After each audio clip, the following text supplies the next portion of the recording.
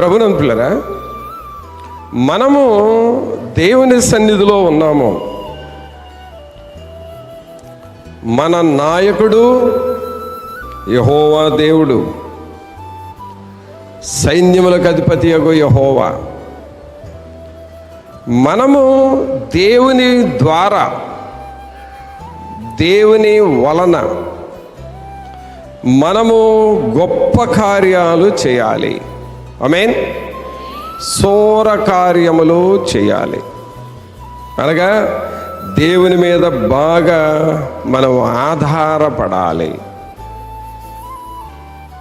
మన జీవితం అంతా సమర్పించుకొని దేవుని మీద ఆధారపడినప్పుడు దేవుడు గొప్ప కార్యాలు జరిగిస్తాడు.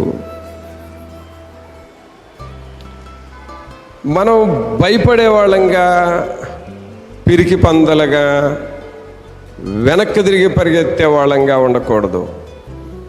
దేవునిని బట్టి మనము ధైర్యము తెచ్చుకోవాలి. దావీదు గారు కూడా యెహోవాను బట్టి ధైర్యము తెచ్చుకొని ముందుకు వెళ్ళేవాడు.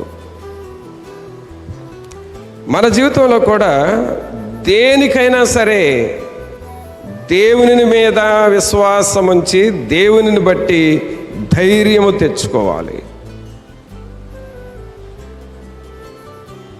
నా ప్రభు నాతో ఉంటాడు, నాకే అపాయము రాదు.